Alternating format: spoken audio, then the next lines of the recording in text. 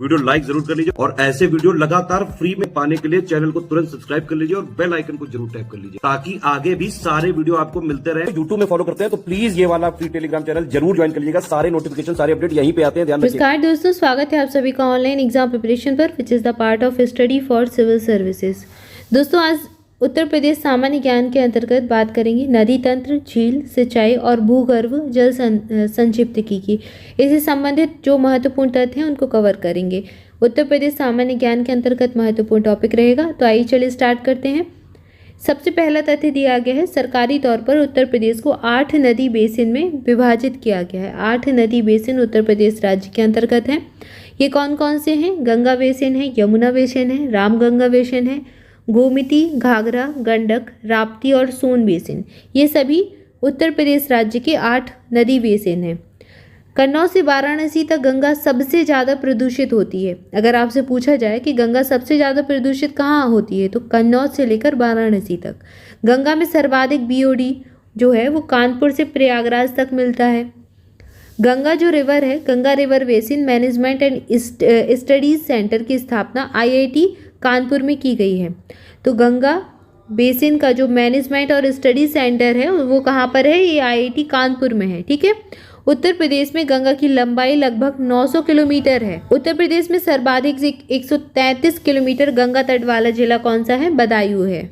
इसके बाद अगला तथ्य है, उत्तर प्रदेश की सर्वाधिक प्रदूषित नदी कौन सी है? तो ये यमुना हो जाएगी। कुछ स्रोतों के अनुसार गोमती और हिंडन को भी प्रदूषित नदी माना गया है, लेकिन अधिकांश जगह आपको यमुना मिलेगा। ठीक है, तो यमुना याद रखें। 2016 में नीदरलैंड सरकार और उत्तर प्रदेश की सरकार के बीच गंगा नदी की सफाई और सीवरेज ट्रीटमेंट के सहयोग प्रदान करने के लिए समझौता हुआ था। तो ये समझौता उत्तर प्रदेश सरकार और नीदरलैंड के लिए हुआ, नीदरलैंड जो है उनके बीच हुआ था। इसके बाद अगला तथ्य देखते हैं। अगला तथ्य दिया गया है, गंगा उत्तराखंड स्थित उत्तरकाशी की गंगोत्री हिमनद यानी कि गोमुख से निकलती है। यहाँ इसे भागीरथी नाम से जाना जाता है। भागीरथी का देवप्रयाग में अलकनंदा के साथ संगम होता है। इसके बाद से यह गंगा के रूप में परिवर्तित हो जाती है। गंगा की कुल लंबाई जो है 2525 किलोमीटर है, जिसमें से 1000 किलोमीटर क्षेत्र उत्तर प्रदेश में स्थित है। यह भारत और उत्तर प्रदेश की सबसे लंबी नदी है। यह बंगाल की खाड़ी में जाकर गिरती है और मैदानी भाग में गंगा सर्वप्रथम हरिद्वार में प्रकट होती है। उत्तर प्रदेश में यह बिजनौर से प्रवेश करती है और यह उत्तर प्रदेश के 28 जिलों से प्रवाहित होती है और साथ ही साथ बलिया होते हुए बिहार में फिर प्रवेश कर जाती है। तो इसमें उत्तर प्रदेश में सबसे ज़्यादा इसकी लंबाई है 1000 किलोमीटर। उत्तर प्रदेश में यह प्रवेश कहाँ से करती है? बिजनौर से। ठीक है। इसके बाद अगला तथ्य है, भारत का सबसे लंबा जलमार्ग राष्ट्रीय जलमार्ग 1 है। गंगा पर प्रयागराज से हल्दिया के बीच बनाया गया है। 2008 में गंगा नदी को राष्ट्रीय नदी घोषित किया गया था। ठीक है। इसके बाद आगे बढ़ेंगे, अगला तथ्य देखेंगे। गंगा के बाएं तट की पहली प्रमुख सहायक नदी कौन सी है? रामगंगा है, जो बाएं तट से मिलती है। यह बिजनौर के कालागढ़ से उत्तर प्रदेश में प्रवेश करती है और रामगंगा की लंबाई कितनी है? 596 किलोमीटर है। यह प्रसिद्ध जिम कॉर्बेट राष्ट्रीय उद्यान से होकर प्रवाहित होती है। रामगंगा कन्नौज के निकट गंगा में मिल जाती है। अब यहाँ से जब रामगंगा जो है गंगा नदी ये बहती है तो बाएं तट से रामगंगा मिल जाती है। उसके बाद ये क्या जो है नदी है रामगंगा, ये कन्नौज के निकट गंगा नदी से मिलती है। ठीक है। अगला तथ्य है सरयू, जिसको घाघरा नदी भी कहते हैं। घाघरा नदी बहराइच, सीतापुर, गोंडा, बाराबंकी, अयोध्या, अंबेडकर नगर, मऊ, बस्ती, गोरखपुर, बलिया, लखीमपुर खीरी से होकर प्रवाहित होती है। तो एक एक करके सारे बेसिनों के बारे में बात कर रहे हैं। अयोध्या इसके दाएं तट पर स्थित है। सरयू नदी के किनारे अयोध्या की स्थिति है, आप जानते ही होंगे। लगभग 970 किलोमीटर की यात्रा करे बलिया और छपरा के बीच में गंगा से मिल जाती है। तो सरयू नदी जो है गंगा से कहाँ पर मिलती है? बलिया और छपरा के बीच में।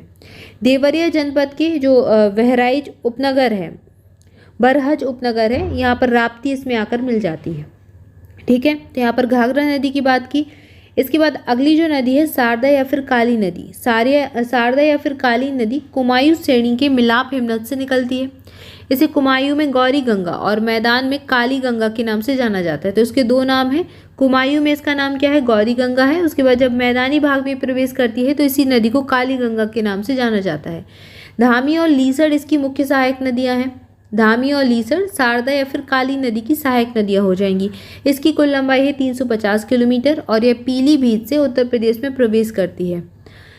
इसके बाद अगला तथ्य दिया गया है कि सीतापुर के बहराम घाट में सरयू या फिर घाघरा मिल जाती है।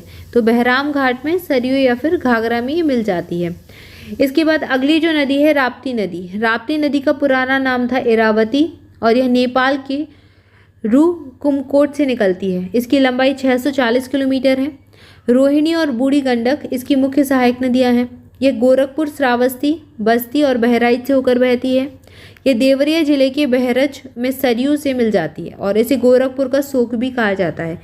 जो राप्ती नदी है इसे गोरखपुर का शोक कहा जाता है। ठीक है, अगला तथ्य है चंबल, बेतवा और केन।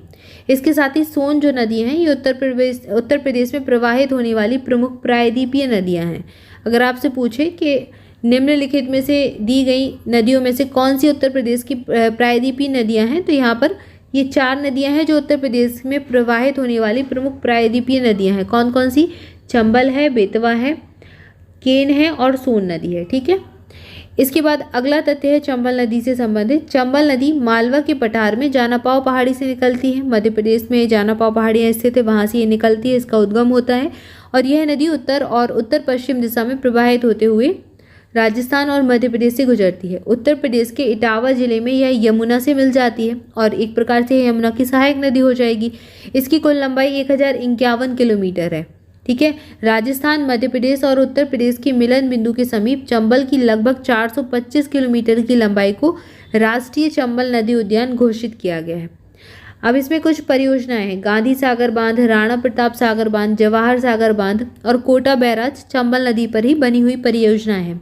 इसके अलावा पार्वती, काली सिंध और बनास ये तीनों ही इसकी मुख्य सहायक नदियां हैं। किसकी? चंबल की। और चंबल किसकी सहायक नदी है? यमुना की। ठीक है, तो यहाँ पर हमने नदी तंत्र से संबंधित महत्वपूर्ण तथ्य देखे उत्तर प्रदेश राज्य से जो संबंधित है। आई होप आपको वीडियो अच्छा लगा होगा। वीडियो अच्छा लगा है तो वीडियो को लाइक जरूर कर दें, चैनल को सब्सक्राइब करना बिल्कुल ना भूलें। And thank you for watching this video. जुड़े रहें ऑनलाइन एग्जाम प्रिपरेशन के साथ और इंपॉर्टेंट वीडियो आप तक पहुँचते रहें, इसके लिए बेल आइकन जरूर प्रेस कर दें। आज के लिए इतना ही, इसके आगे नेक्स्ट वीडियो में देखेंगे। तब तक के लिए आप सभी ऑनलाइन एग्जाम प्रिपरेशन के साथ जुड़े रहें। Thank you so much.